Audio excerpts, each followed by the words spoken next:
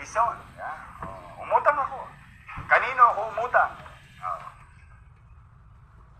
Sa korporasyon ng gobyerno. Ano po ibig sabihin? Kanang bulsa, umiram sa kabilang bulsa.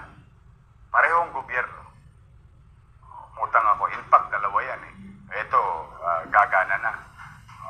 Meron tayo sa land bank, inaayos pa nila yung papel. Pero mas mabilis yung DBP. Nagpunta po ako noong isang araw sa DBP. Naaprubahan na po yung ating 5 billion.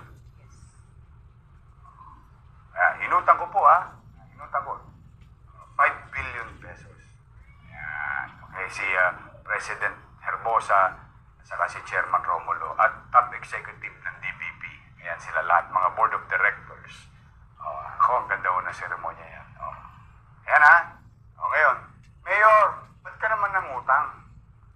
Yun ang, di ba? Kulang ipangutang ko kayo. Bakit hindi? Dahil yung pangarap kong ospital ng Maynila para sa inyo. Yung Manila Zoo. Ngayon, inaprubahan na City Council kagabi. Alam nyo ba, inabot sila ng anong gusto yung tapos? Alas 4? Session? Yung appropriation.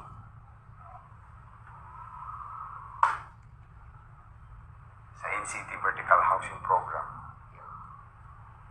Hospital ng Maynila. Manila Zoo. At yun, mga health centers, and so on and so on. In fact, inabot ko siya na halos sa 5.6. 7 nung una. Inislas ko muna yung isa. Dahil saka na yun. Dahil yun naman, palamuti. Ayan kita, palamuti. Inuna natin yung basic health facility. Ayan. Bakit? Kala ko ba 5 billion lang yung inutang mo? Bakit 5.6? Alam niyo bakit? Alam niyo magkano natipid natin? Yung hindi tipid yung nakolekta natin, yung efficiency. 600 million. In 5 months. Ibig sabihin, meron talaga tayo regular na kukuha.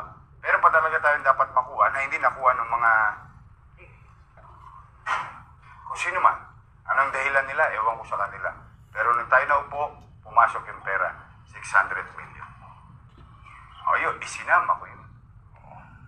Cuentas claras. Ayan ngayon, Mayor! Paano natin babayaran yan? Huwag kayong mag-alala. Magaling magbayad ang Maynila. Di ba? Yan, hindi naman maapektuhan. May pag-aaral na ginawa dyan.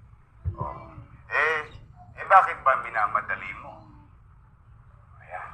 Para lahat ng katanungan nyo mamaya sa mga commentaries, ba't nyo minamadali? Abay, naman. Dapat lang. Dapat ang gobyerno lagi nagmamadali. Kapag magtatayo ng mga pasalidad na kapakipakinabang sa tao, hindi yan ipinagpapabukas. Alam niyo bakit? Yung pagpapabukas ng pagpapabukas, ang-thesis, may sweldo ako. At 30, may sweldo na naman ako. Akalain mo natapos ang ang-thesis, wala akong ginagawa, may sweldo na naman ako. Kaya wala akong isinasayang na oras. Kaya kailangan magmadali. Bakit? Darating din naman yung pera na yun. Ipinagpauna ko lang. Bakit to? Yan, maganda to. Ito, medyo maganda na i-share natin to sa ating mga kababayan. Taon-taon, bilyon ang makukuha natin sa national government. Diba, ate? Ang tawag doon, IRA. Internal Revenue Allotment. Yan pagkukubyerno na ito. Sinishare lang namin sa inyo. Internal Revenue Allotment. Ibig sabihin, sa ayaw at sa gusto ng national government, yung bahagi ng kita, babalik sa lokal. In this case, Maynila. In advance ko lang halos